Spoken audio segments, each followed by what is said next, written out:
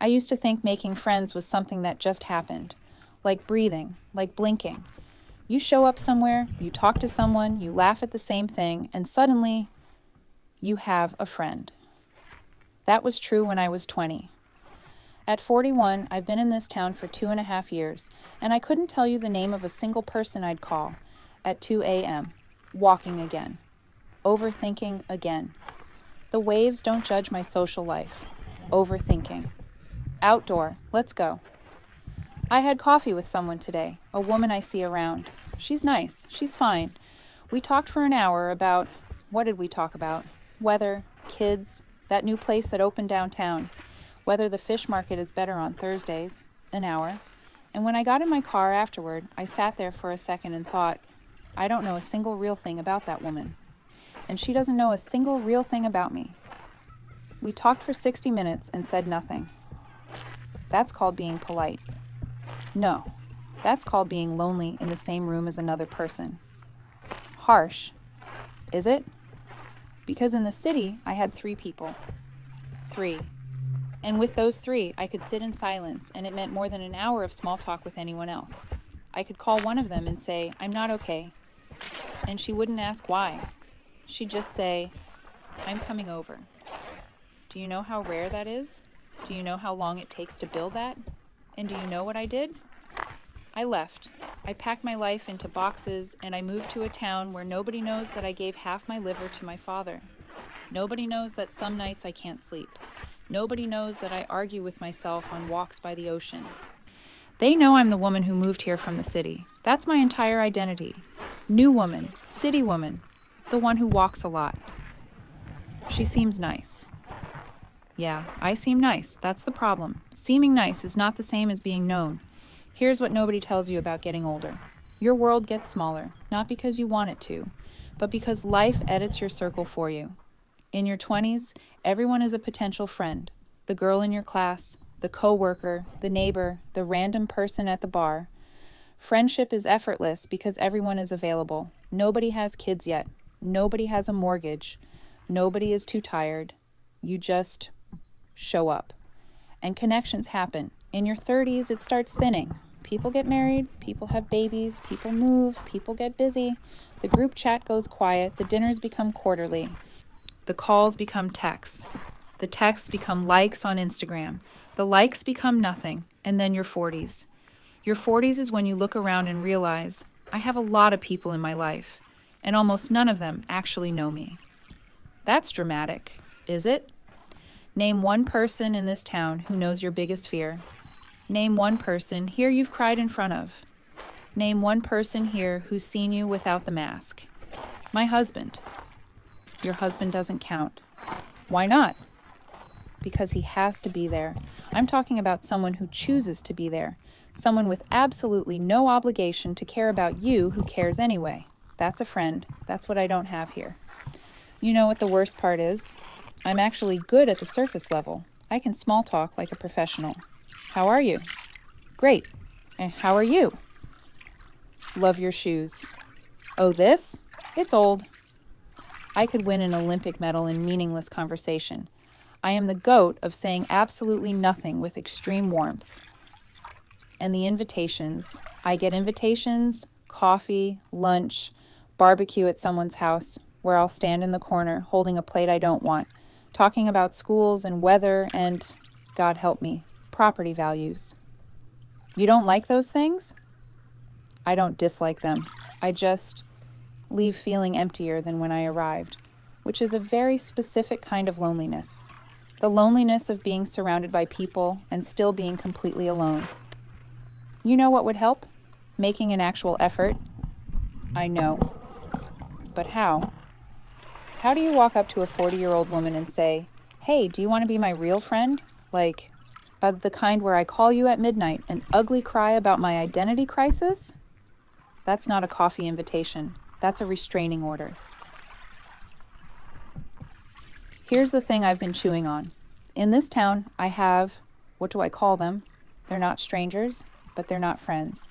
They're that weird in-between.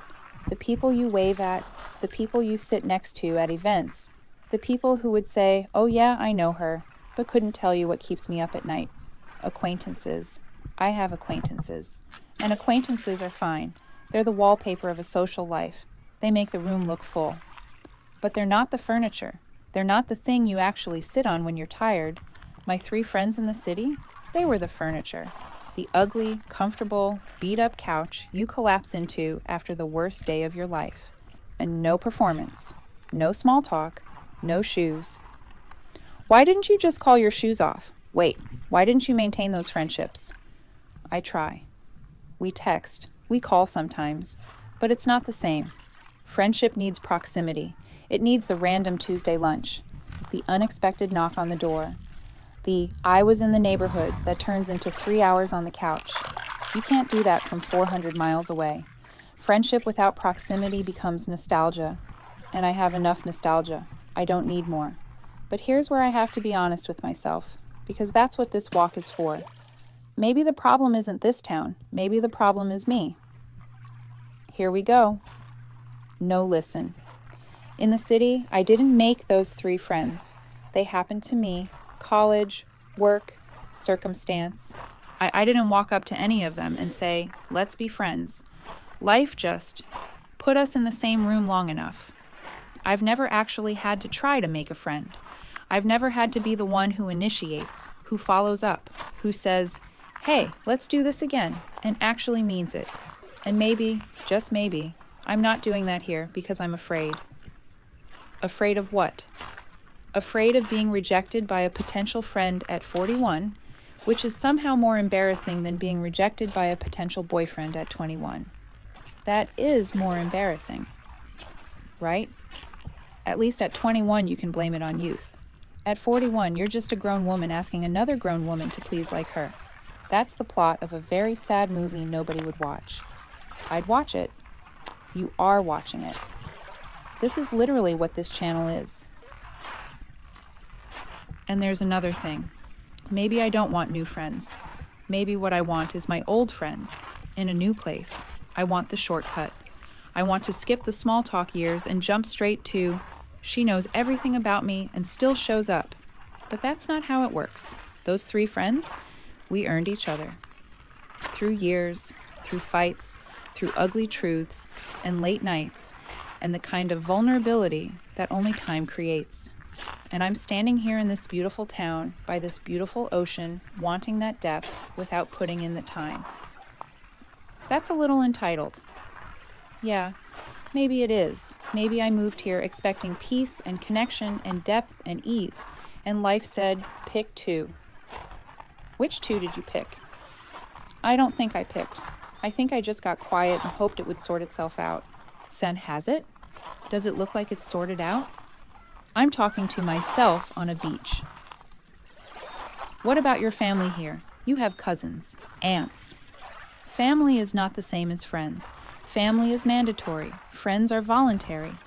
And there's something about the voluntary part that makes it mean more. Like, my cousin loves me. I know that. But if I wasn't her cousin, would she choose me? Would she pick me out of a room? Would she want to know me? That's a weird question. Every question I ask on these walks is weird. That's the format. Welcome. Laugh. What about your husband? He's your friend. He is. He's my best friend. But he's also my husband and my coworker and the father of my daughter and the person I share a bathroom with. That man is carrying 17 roles. I can't also make him my therapist best friend walking buddy. He'd collapse. He already listens to these walks. Oh God, does he? Probably. Honey, if you're listening, I love you. Also, we need milk. Okay, here's what I think is actually happening. I think I'm lonely. There, I said it. Not sad lonely, not desperate lonely, just the quiet kind. The kind that lives underneath a full life. The kind where your calendar has things on it, and your phone has contacts in it, and your house has people in it, and you're still somehow alone. And I think a lot of people feel this way, especially women, especially in their 40s, especially the ones who moved, or changed, or started over. Because starting over is exciting in the brochure. But the brochure doesn't mention that you're building everything from scratch, including the people. And people are the hardest thing to build. They take time. They take risk. They take the terrifying act of saying, Here's who I really am to someone who might not care. But I think I have to start doing that. Not tomorrow, not perfectly. But maybe next time I have coffee with someone, instead of talking about the weather, I say something real.